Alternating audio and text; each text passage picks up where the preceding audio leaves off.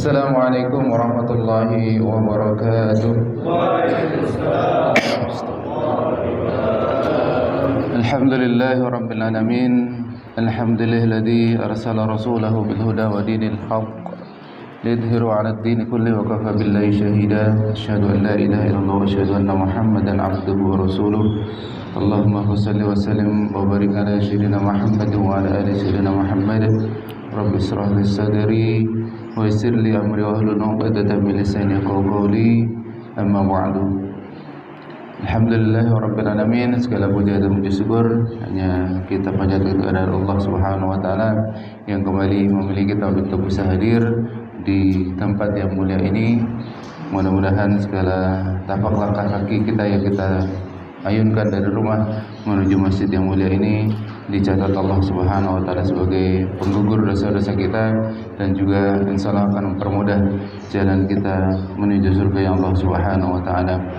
Salat salam tidak lupa mari senantiasa kita sanjungkan kepada suri teladan kita baginda Nabi Muhammad sallallahu alaihi wasallam, kepada keluarga beliau, sahabat beliau, dan mudah-mudahan dengan kita mempelajari kitab Asy-Syamil Al-Muhammadiyah yang alhamdulillah sudah di pertengahan lebih ya, sudah bab ke-37.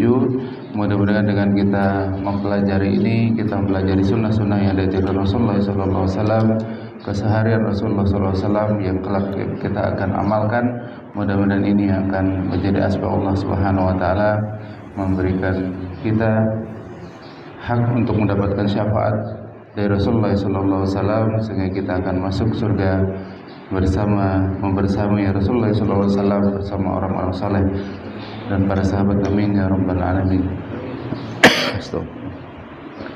Baik Bapak Ibu yang dirahmati Allah Subhanahu wa taala, sebelum kita memasuki materi kajian pada pagi hari ini, alhamdulillah insyaallah nanti kita akan mulai dari bab tata cara Rasulullah SAW membaca syair. Jadi ada yang memisahkan juga antara nanti sebelum kita masuk ke bab bagaimana Rasulullah SAW berbicara dengan istrinya di malam hari. Kalau kata Bang Haji Roma Irama, begadang jangan begadang kecuali tidak ada artinya. Nah, yang ternyata Rasulullah SAW walaupun tidak membolehkan untuk kita berbicara atau ngobrol atau mungkin nongkrong dan lain sebagainya setelah sholat isya, tapi ada beberapa waktu Rasulullah SAW yang masih beliau gunakan untuk berbicara dengan istri-istri beliau. Ini nanti insyaallah kita akan bahas. Sebelumnya juga kita akan bahas mengenai apakah Rasulullah SAW itu pernah bersyair. Nah, ini dibahas juga di dalam kitab ini. Apakah Rasulullah SAW pernah membaca syair atau pernah membuat syair? Karena sesungguhnya Rasulullah SAW itu tidak boleh bersyair, tidak boleh. Apa yang beliau sampaikan itu, apalagi Al-Quran, itu murni bukan dari Rasulullah SAW, tapi dari Allah Subhanahu Wa Taala yang disampaikan melalui malaikat Jibril. Lantas di sini dibahas apakah Rasulullah SAW pernah membaca syair. Babu ma jaa fi sifati kalamil Rasulullah sallallahu alaihi wasallam wa fi syi'ri. An Aisyah qalat qila laha hal kana an-nabiy sallallahu alaihi wasallam yatamathalu bi syai'in min asy-syi'r. Qalat kana yatamathalu bi syi'ri Ibni Rawahah. Dari Aisyah radhiyallahu anha, beliau berkata, seorang bertanya kepada Rasulullah sallallahu alaihi wasallam, apakah Rasulullah pernah mendeklamasikan syair atau melantunkan syair? Aisyah menjawab, beliau pernah mendeklamasikan syair Ibnu Rawahah.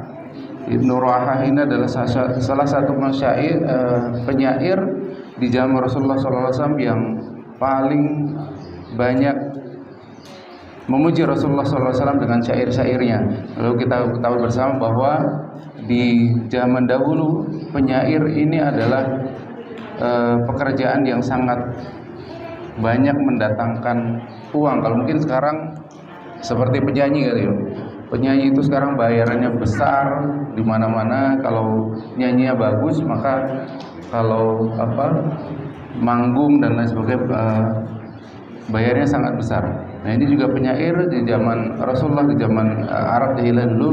Penyair ini adalah salah satu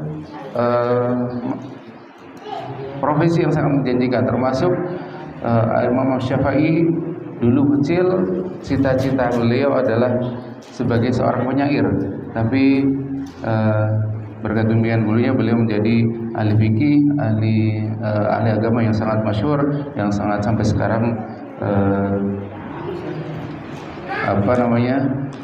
ajaran-ajaran beliau masih kita ikuti sampai sekarang, menjadi ulama besar. Kemudian juga bagaimana kita masih ingat Hindun yang bersama wanita yang lain pada masa perang Uhud. Dia bersama wanita-wanita lain melantunkan syair-syair yang melecut semangat para kaum musyrikin, kaum Quraisy untuk memerangi Rasulullah SAW. Ini begitu hebatnya syair pada masa itu, maka sebagai counter attack-nya dari syair-syair para kaum musyrikin kepada Rasulullah SAW, maka salah satu penyair hebat di masa Rasulullah SAW adalah Abdullah ibn Rawahah.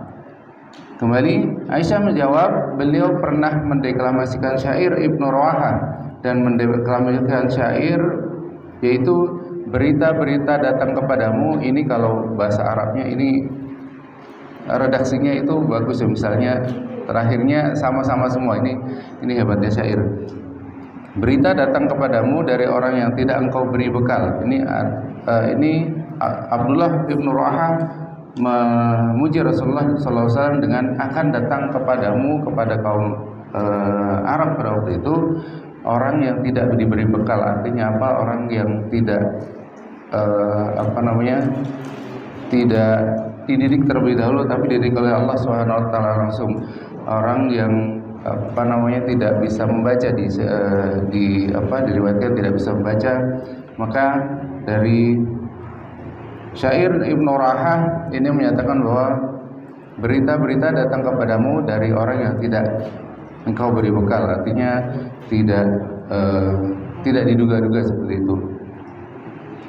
Kemudian ini tentang Rasulullah SAW Rasulullah SAW pernah membaca syair, yaitu syair dari Ibnu Rawahah. Yang kedua, masih mengenai syair, Abu Salamah bercerita kepada kami dari Abu Hurairah, beliau berkata, Rasulullah SAW bersabda, kalimat yang paling benar yang diucapkan oleh penyair adalah kalimat labid, yaitu ketahuilah segala sesuatu selain Allah adalah batil atau fana.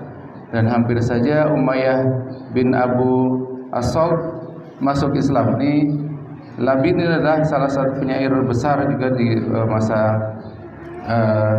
Arab jahiliyah dulu. Dan salah satu syair yang paling terkenal dari Labid adalah ketahuilah segala sesuatu selain Allah adalah batil atau fana. Tapi dan juga tadi Umayyah bin Abu Salt ini adalah diriwayatkan kalimat Allahumma, ini ya Tuhan kami, ya Allah, ini pertama-pertama yang menyampaikan adalah, atau yang mencetuskan adalah ini Umayyah bin Abu Salt. Ini hampir dia masuk Islam dengan syair-syairnya, tapi dia tidak mengimani Rasulullah SAW. Dia percaya kepada Allah, tapi dia tidak mengimani Rasulullah SAW. Dan dia menginginkan bahwa karena dengan syair-syair yang beliau sangat bagus, sangat hebat, maka dia menginginkan Rasul yang diangkat Allah, Nabi yang diangkat Allah adalah dia.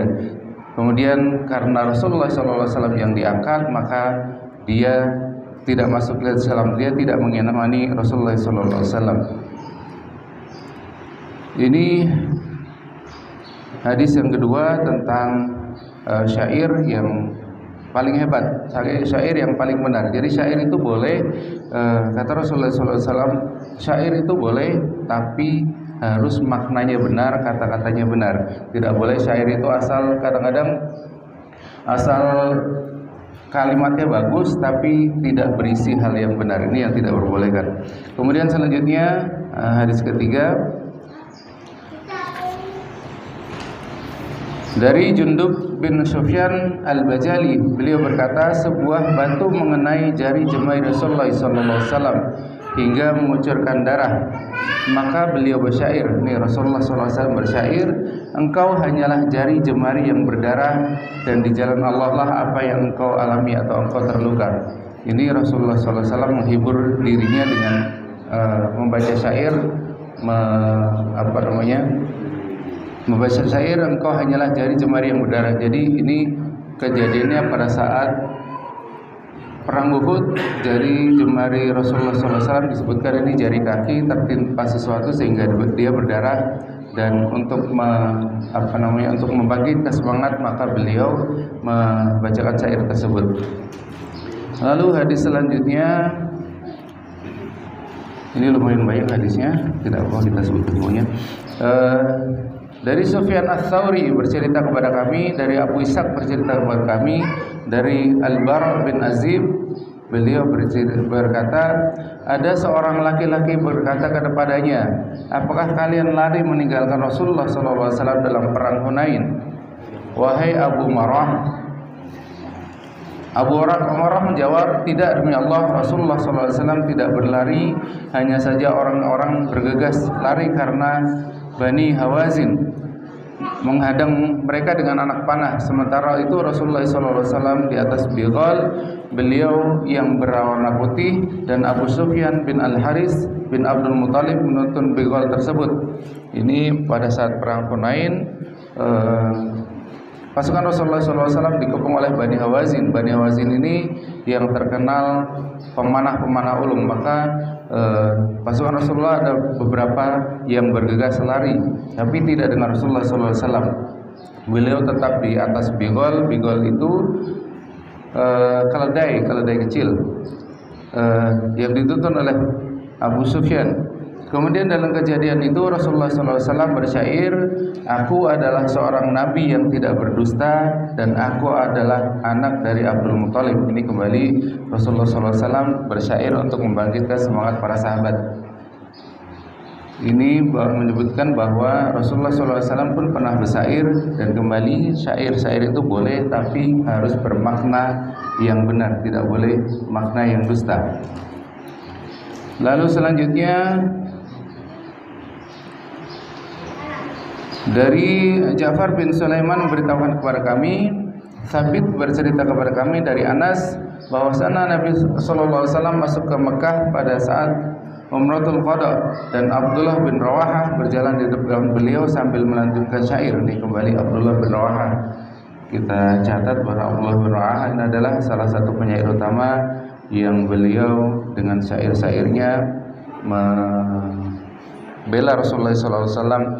Beliau membuat gentar musuh-musuhnya dengan beliau menyanjung Rasulullah SAW. Maka ketika kita ingat bahwa banyak syair burdah dan lain sebagainya untuk menyanjung Rasulullah SAW, ini dalilnya adalah dari sini, bahwa dulu juga di zaman Rasulullah SAW, Rasulullah SAW pun mengizinkan para sahabat untuk melantunkan syair-syair untuk membangkitkan semangat para sahabat dalam melawan musuh-musuh Islam.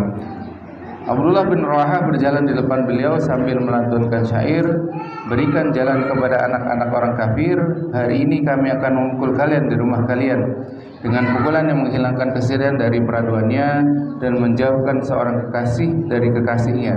Ini Abdullah bin Rawahah mengancam orang-orang kafir dengan syair yang menyatakan bahwa dia yakin bahwa pasukan Rasulullah SAW akan memenangkan pertempuran dan akan membunuh para kaum musyrikin yang memusuhi Rasulullah SAW. Kemudian mendengar ini Umar berkata kepadanya, wahai Ibnu Rawahah, di hadapan Rasulullah dan di Masjidil Haram engkau melantunkan syair. Kemudian Nabi SAW berkata kepada Umar, biarkan dia wahai Umar, sebab hal itu lebih cepat daripadanya lemparan anak panah. Ini artinya apa? Di masjid pun boleh kita membaca syair. Ini dalilnya, ini dalil dari Ibnu Rahah yang dulu juga melantunkan syair di hadapan Rasulullah dan juga di Masjidil Haram. Ini kita di masjid boleh bersyair. Tapi kembali tadi syair yang harus isinya benar.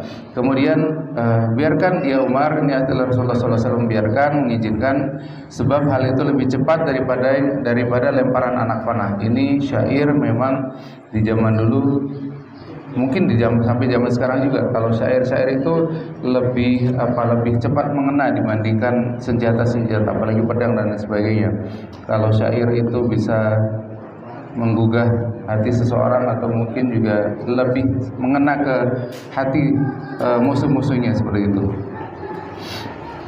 Selanjutnya dari Jabir bin Samurah, beliau berkata, aku telah bermajlis dengan Nabi SAW lebih dari 100 kali. Para sahabat beliau saling melantunkan syair dan saling menceritakan beberapa perkara jahiliyah, sedangkan beliau hanya diam dan kadang-kadang tersenyum.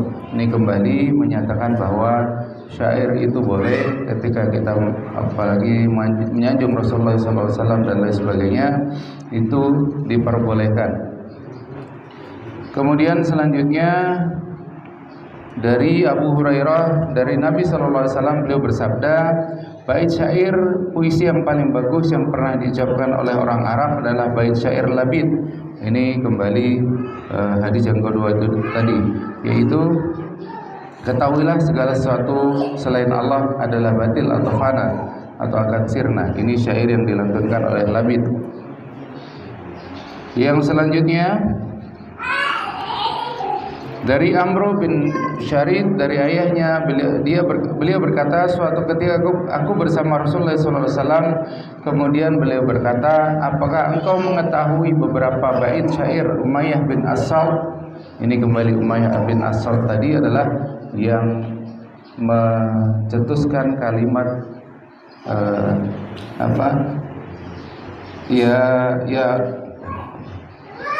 lupa saya jadi. Dia bukan yang mana, yang lalu. Kita satu saya dulu. Kembali. Aku menjawab, iya. Beliau bersabda, lantunkanlah. Kemudian beliau bersabda, lantunkanlah. Kemudian aku melantunkan satu bait. Beliau bersabda, lanjutkan. Ini artinya Rasulullah SAW mengizinkan dan senang juga. Lanjutkan. Kemudian aku melantunkan satu bait. Beliau bersabda, lanjutkan. Ini suruh maju. Kemudian hingga aku melantunkan 100 bait syair. Kemudian Nabi SAW bersabda, hampir saja Umayyah bin Abi Salt memeluk Islam. Ini Umayyah bin Abi Salt tidak memeluk Islam karena tadi dia menganggap bahwa dia adalah penyair yang hebat dan dia berharap Nabi yang ditunjuk Allah Subhanahu Wa Taala adalah dia, tapi dia tidak mengimani Rasulullah SAW karena ternyata bukan dia yang pilih Allah Subhanahu Wa Taala sebagai Nabi, sebagai Rasul. Kemudian hadis terakhir tentang syair, bagaimana Rasulullah SAW bersyair adalah dari Hisham bin Urwah, dari ayahnya, dari Aisyah. Beliau berkata, Rasulullah SAW memerintahkan agar disiapkan mimbar buat Hasan bin Thabit di masjid untuk tempatnya berdiri dalam rangka membanggakan atau membela Rasulullah SAW. Kemudian Rasulullah SAW bersabda, sesungguhnya Allah menolong Hasan dengan Ruhul Kudus atau Jibril sehingga ia dapat membanggakan atau membela Rasulullah SAW. Ini juga Hasan bin Thabit, ini adalah pembesarnya penyair. Rasulullah SAW menyatakan bahwa syair-syair yang begitu bagus yang disampaikan oleh Hasan bin Thabit diilhami oleh malaikat Jibril. Beliau diilhami, tapi bukan berarti beliau mendapatkan wahyu, tapi diilhami oleh malaikat Jibril sehingga bait-bait atau syair-syair yang disampaikan oleh Hasan bin Thabit ini begitu baik, begitu mengena, sehingga ini sangat terkadang melukai musuh-musuh Allah, musuh-musuh Rasulullah SAW dengan syair-syair yang disampaikan oleh Hasan bin Thabit. Ini mengenai syair, atau kalau mungkin sekarang mengenai lagu-lagu bisa jadikan seperti itu, yang lagu-lagunya itu berisi tentang pujian-pujian kepada Allah, pujian-pujian kepada Rasulullah, atau juga yang meningkatkan rasa iman kita kepada Allah Subhanahu wa taala.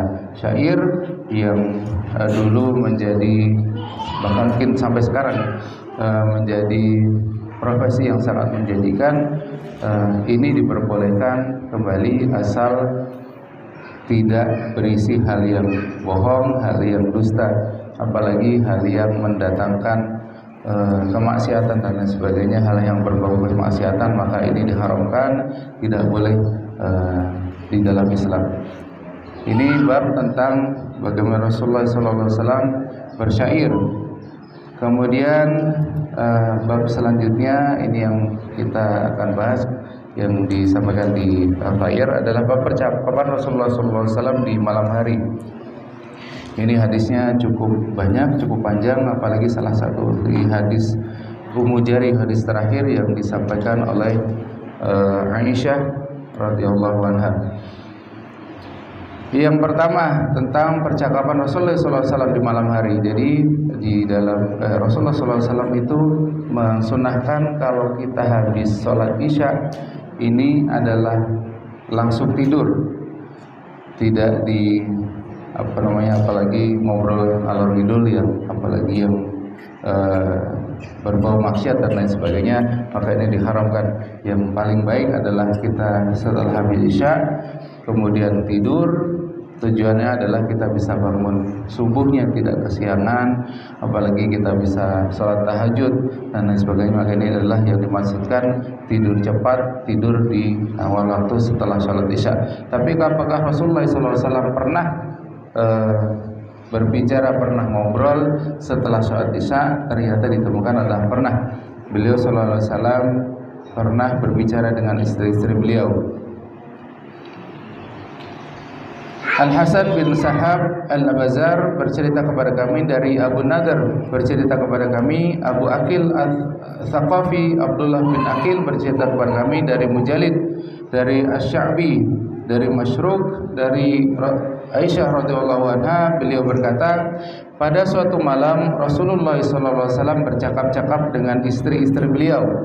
Salah seorang dari mereka berkata, percakapan semacam ini seperti percakapan khurafat.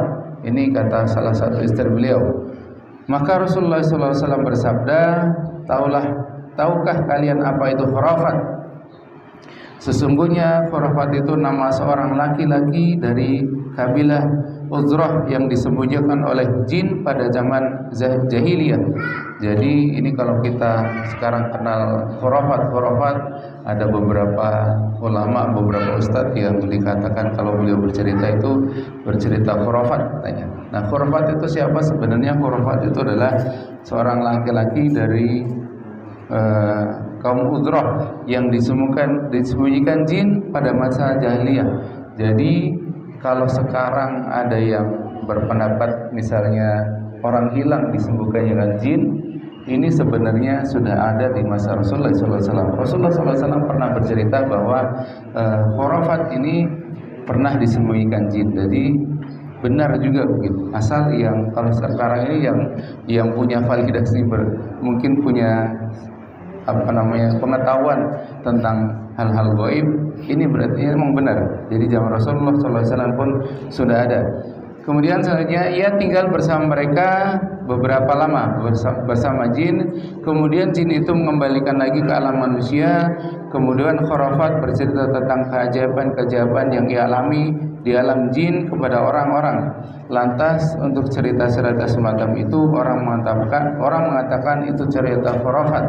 Nah, ini asal dari kalau sekarang orang berbicara khurafat itu ini adalah dari zaman Rasulullah SAW, seorang laki-laki dari kaum Uzrah yang disembuhkan oleh jin. Ini pertama yang kita ambil pelajaran dari hadis ini adalah bahwa Rasulullah SAW pun pernah ngobrol malam hari bersama istri-istri beliau. Kemudian yang kedua adalah bagaimana cerita orang yang disembunyikan jin memang sudah ada di zaman Rasulullah SAW, dan kalau sekarang itu kejadian mungkin juga bisa terjadi seperti itu karena memang sudah ada di contohnya di zaman Rasulullah SAW. Yang selanjutnya hadis masih mengenai perbincangan Rasulullah SAW di malam hari. Ini dinamakan hadis Ummu Zarra atau Ummu Zari. Ada yang menyebutkan Ummu Zarra, ada yang menyebutkan Ummu Zari. Ini hadisnya sangat panjang. Dari Abdullah bin Urwah, dari Aisyah radhiyallahu anha, beliau berkata, ada 11 orang wanita berkumpul, lalu mereka berjanji untuk tidak menyembunyikan sedikit pun tentang perihal suami mereka. Nah, ini ternyata di zaman Rasulullah SAW pun ibu-ibu ngobrol, ibu-ibu ngumpul, ini sudah terjadi. Aisyah radhiyallahu anha, yang ini salah satu keutamaan kenapa Allah Subhanahu wa taala memilihkan Aisyah yang masih begitu muda menikah dengan Rasulullah SAW adalah salah satu keutamaan ini. Aisyah radhiyallahu anha itu orangnya sangat pintar, ingatannya sangat baik. Maka di dalam hadis ini yang meriwayatkan ada 11 orang wanita yang berkumpul menceritakan suami-suaminya. Beliau dengan detail bisa ingat apa yang disampaikan oleh para istri-istri tentang suami-suaminya. Nah, ini ternyata dari dulu juga sudah ada, sudah biasa mungkin ya, para istri-istri berkumpul untuk saling bercerita, tapi ini tidak untuk dicontoh ya. Ini tidak untuk dicontoh. Ini hanya menggambarkan bahwa Rasulullah SAW pernah ngobrol di malam hari dengan istri-istri beliau. Nah, ini dengan Aisyah radhiyallahu anha. Beliau berkata, ada 11 orang wanita berkumpul, lalu mereka berjanji untuk tidak menyembunyikan sedikit pun tentang perihal suami mereka. Jadi para wanita itu menceritakan suami-suami mereka. Yang pertama, maka wanita pertama mengatakan, suamiku ibarat daging unta yang kurus di puncak gunung. Nah, ini juga syair, jadi memang harus diartikan. Kalau kita beli buku tapi hanya kita membacanya, kita tidak berguru dengan guru, kita tidak mengikuti kajiannya, maka kita tidak akan mendapatkan artinya. Kita akan kebingungan dengan kalimat-kalimat seperti ini. Dan alhamdulillah saya diberikan izin Allah Subhanahu wa taala untuk bisa mengikutinya. Yang pertama adalah, maka wanita pertama mengatakan, suamiku ibarat daging unta yang kurus di puncak gunung yang sulit didaki. Gunung itu tidak landai sehingga tidak mudah didaki, dan tidak gemuk sehingga tidak menarik bagi orang lain. Artinya apa? Daging unta yang kurus di puncak gunung, artinya suaminya itu kurus yang sulit didaki. Ini suaminya kaku, suaminya sangat sulit diraih, seperti itu. Tidak landai sehingga mudah didaki. Ini tidak landai artinya ini suaminya kurang baik lah, sudahlah.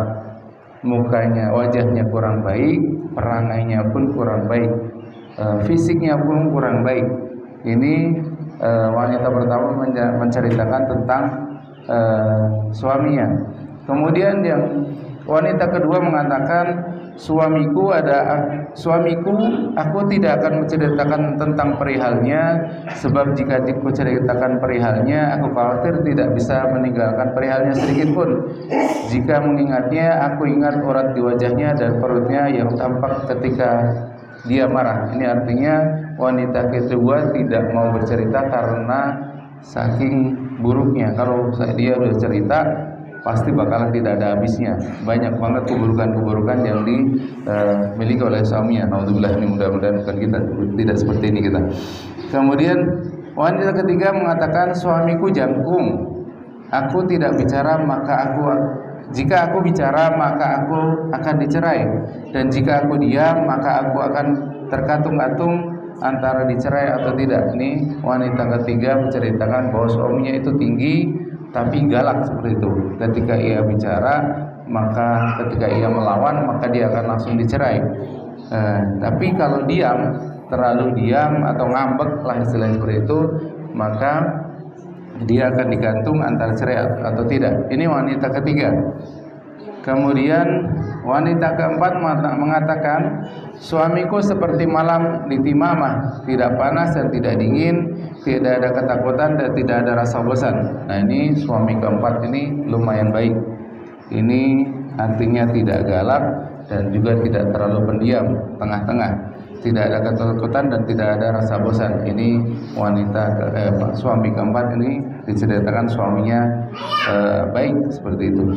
Kemudian wanita kelima mengatakan, suamiku jika masuk rumah seperti macan dan jika keluar seperti singa, ia tidak menanyakan apa yang telah ia berikan. Artinya suaminya galak seperti itu, tidak peduli dengan istrinya, dengan keluarganya. Ini suami kelima.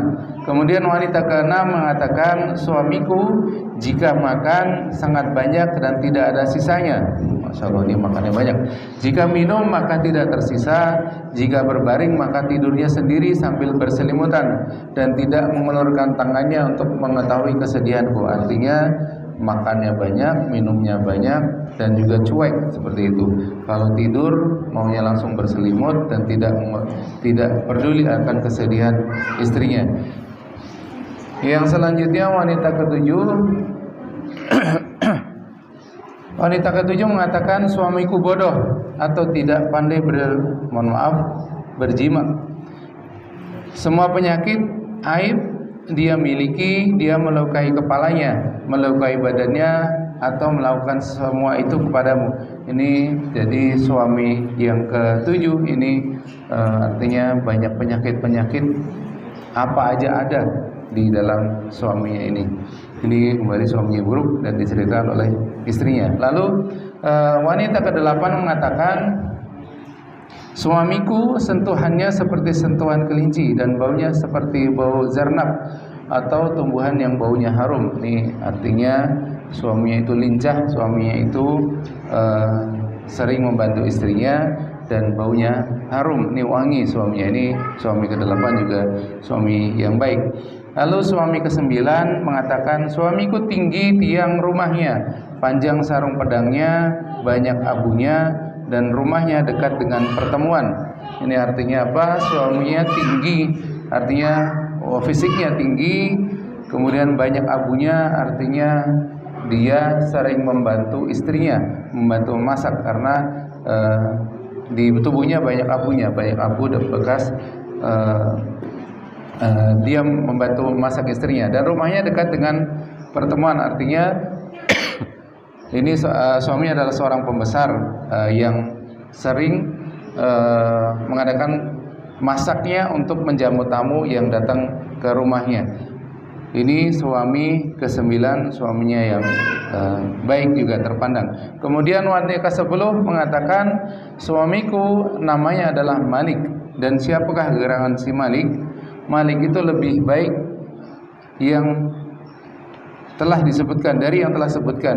Ia memiliki unta yang banyak di kandangnya dan sedikit yang digembalakan. Jika unta-unta tersebut mendengar tukang penyala api, maka unta itu yakin akan disembelih. Ini di riwayat lain bukan penyala api, tapi orang yang menabuh gendang atau menabuh alat-alat seperti itu. Jadi artinya apa? Si Malik ini, si suami yang ke-10 ini memilih unta yang banyak kandangnya banyak tapi sedikit digembalakan. Artinya apa? Dia memiliki unta yang banyak tapi ketika tadi api dinyalakan, artinya ketika ada tamu maka dia segera untuk menyembelih untanya tersebut. Masalah kalau di Arab dalam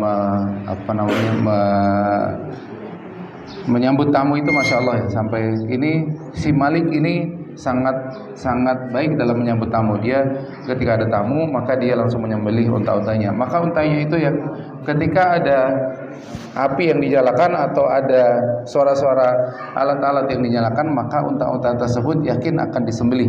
Artinya unta-untanya banyak disembelih untuk menyambut tamu. Ini suami si Malik ini juga adalah orang yang terpandang, orang yang memiliki pengaruh, orang yang memiliki sering didatangi tamu seperti itu.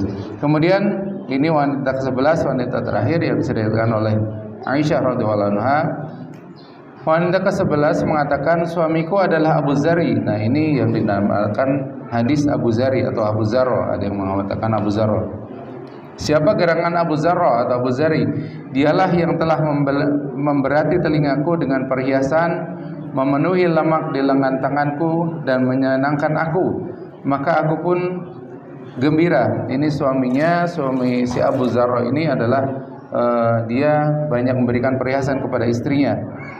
Kemudian memenuhi lemak di lengan tanganku. Ini artinya sering membantu sehingga si Ummi Zari ini istrinya sampai badannya gemuk seperti itu. Ia mendapatiku pada keluarga peternak kambing-kambing kecil dengan kehidupan yang sulit. Artinya si Ummi Zari ini adalah dari wanita yang biasa-biasa saja, wanita yang miskin seperti itu.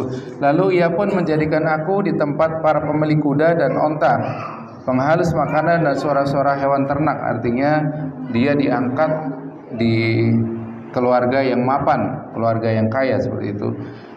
Di sisinya aku berbicara dan aku tidak dijelek-jelekan. Nah, ini suaminya juga Masya Allah sudahlah baik, kaya, tidak pernah menjelek-jelekan istrinya. Ini mudah-mudahan kita bisa mencontoh Abu Zari ini. Lalu aku tidur di pagi hari, aku minum hingga aku puas dan tidak ingin minum lagi. Artinya apa? Dipenuhi semua kebutuhan keluarganya, semuanya dipenuhi. Ibu Zari ini artinya ibunya Abu Zari. Ibu Abu Zari artinya mertuanya Ummi Zari tadi. Siapakah gerangan ibu Abu Zari? Nah, ini berapi-api nih si Ummi Zari ini ceritanya. Wanita ke-11 ini selain suaminya diceritain, ini mertuanya juga diceritain juga. Siapakah gerangan ibu Abu Zari yang mengumpulkan perabotan rumah dan memiliki rumah yang luas? Ini mertuanya adalah orang kaya disebutkan seperti itu. Putra Abu Zari, kemudian diceritakan pula putranya Abu Zari. Siapakah gerangan dia? Tempat tidurnya adalah pedang yang terhunus yang keluarnya dari sarung. Ia merasa sudah kenyang jika memakan daging lengan anak kambing betina. Ini juga kehidupan anaknya sangat baik. Makannya juga makan dengan makanan yang baik.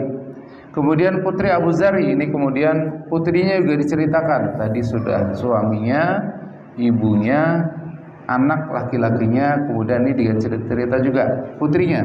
Siapakah gerangan dia? Taat kepada ayahnya dan ibunya. Tubuhnya segar lagi, montok. Tetangganya iri kepadanya. Ini anak perempuannya juga anak yang baik, dia penurut, taat kepada ayah dan ibunya. Kemudian diceritakan pula budak wanita Abu Zari, ini pembantunya Abu Zari juga diceritakan. Siapa gerangan dia?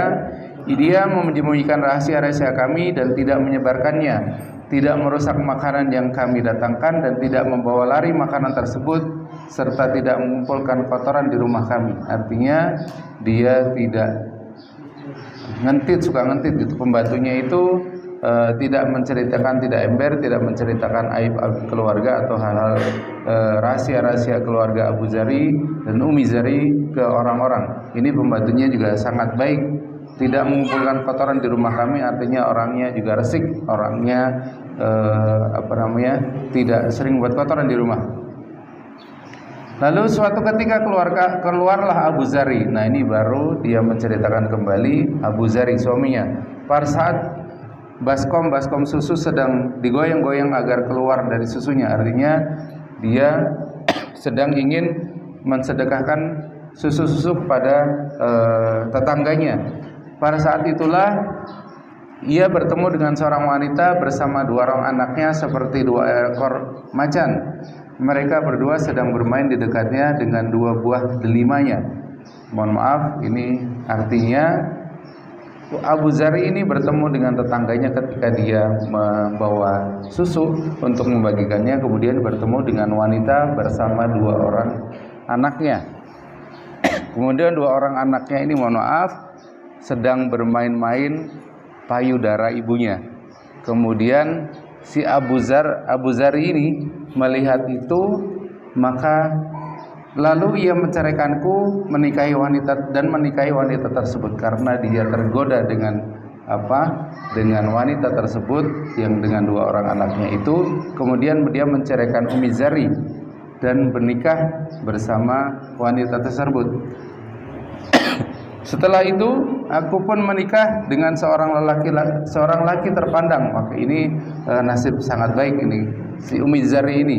Dia dari orang biasa-biasa saja, orang miskin, kemudian diambil istri oleh Abu Zari. Kemudian setelah diceraikan, dia diambil suami pula, diambil istri pula oleh orang terpandang, seorang penunggang kuda pacu pilihan, artinya orang kaya seperti itu, orang kaya juga. Ia mengambil tombak hati, lalu membawa tombak tersebut untuk berperang dan membawa ghanimah berupa unta yang banyak sekali. Ini artinya gagah. Kemudian kalau perang pasti membawa ghanimah atau sesuatu yang tawanan gitu, ghanimah, harta perang, harta tawanan yang banyak seperti itu. Ia memberiku sepasang hewan dari hewan-hewan yang disembelih dan berkata, makanlah wahai Ummu Zari dan berkunjunglah ke keluargamu dengan membawa makanan. Kalau seandainya ini artinya suami yang keduanya ini juga baik, ini sering menyuruh Ummi Zari untuk membawa makanan ke keluarganya dengan membawa makanan-makanan. Ini suami keduanya juga baik. Kemudian Ummi Zari berkata, kalau seandainya aku mengumpulkan semua yang diberikan olehnya, maka tidak akan mencapai bilangan terkecil Abu Zari. Artinya walaupun sudah baik, sudah sangat baik, tapi masih kalau dibandingkan dengan Abu Zari ini masih sangat tidak ada apa-apanya. Berarti Abu Zari itu luar biasa. Abu Zari itu sudahlah kaya, anak-anaknya baik, penurut, kemudian berlaku baik pula dengan Ummu Zari, sering berikan perhiasan, makanan dan sebagainya, jauh melebihi apa yang diberikan oleh suami keduanya itu. Ini hadis tentang Ummi Zari atau Ummu Zarrah yang diriwayatkan oleh Aisyah. Kemudian Aisyah berkata, kemudian Rasulullah SAW bersabda kepadaku, aku bagimu seperti Abu Zari bagi Ummu Zari. Artinya Rasulullah SAW pun sangat baik juga kepada Aisyah, mempunyai anak-anak yang baik, anak-anak yang penurut, seperti cerita yang disampaikan Aisyah tentang Abu Zari dan Ummu Zari. Ini yang kita ambil pelajaran adalah yang pertama tadi dari hadis yang sangat panjang ini, Aisyah adalah wanita pilihan Allah Subhanahu wa taala yang masih muda tapi beliau sangat cerdas. Beliau salah satu perawi hadis atau yang meriwayatkan hadis yang banyak selain sahabat-sahabat yang lain. Beliau karena masih muda, cerdas, beliau ingat tentang apa yang disampaikan Rasulullah SAW, maka beliau banyak meriwayatkan hadis, termasuk hadis ini yang sangat panjang. Maka kalau ditanya kenapa Rasulullah SAW, kadang-kadang para kaum yang tidak suka dengan Islam itu, Rasulullah pedofil gitu ya, suka menikah dengan anak yang masih kecil, wanita yang masih kecil. Tapi memang di masa itu, di masa Rasulullah SAW, termasuk anak-anak beliau, Ummu Salamah, Zainab, Ummu Kulthum, Zainab dan lain sebagainya.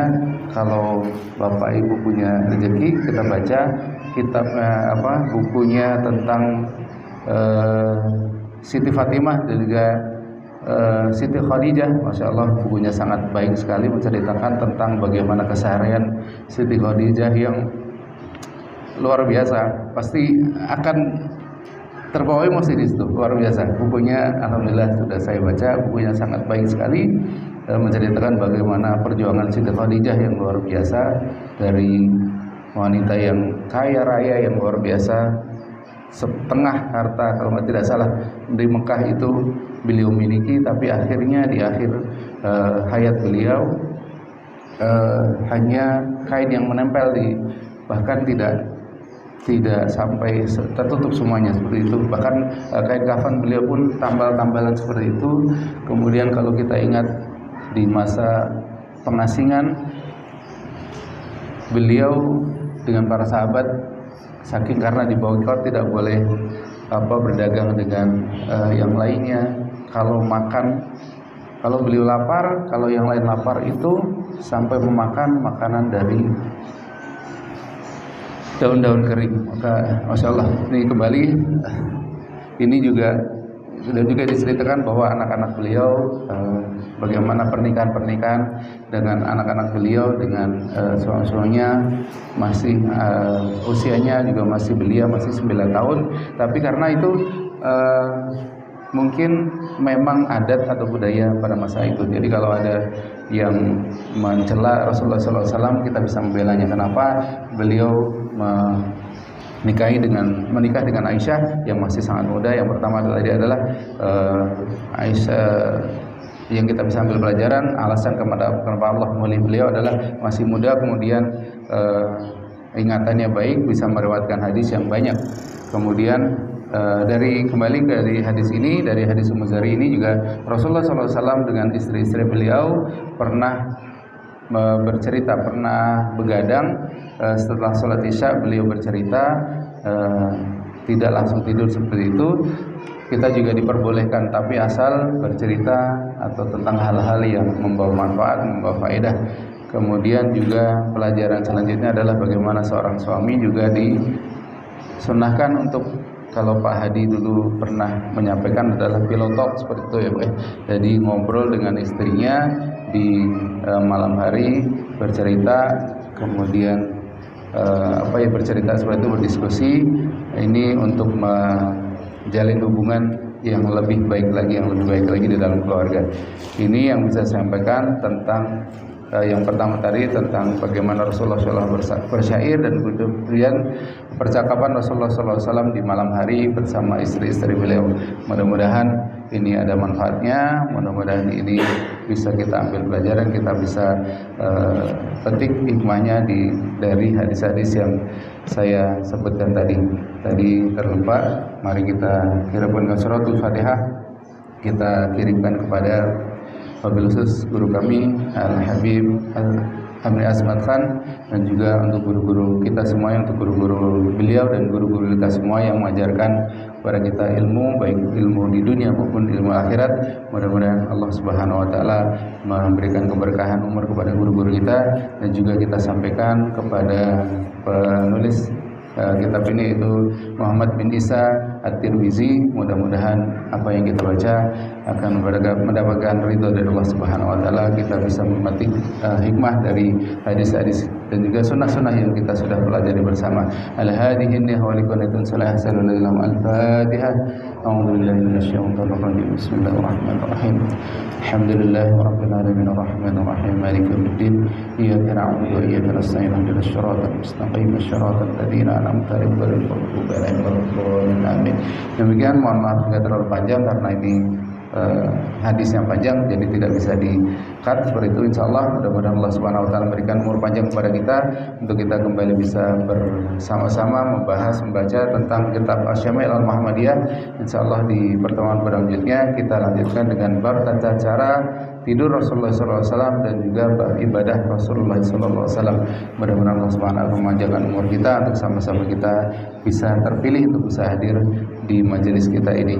Demikian, kurang dan lebihnya mohon maaf. Saya mohon ampun kepada Allah Subhanahu wa taala, dan juga mohon maaf kepada Bapak Ibu semua jika dalam menyampaikan terdapat banyak kesalahan, kurang jelas, kurang bisa dimengerti, maka mohon dibukakan pintu maaf sebesar-besarnya.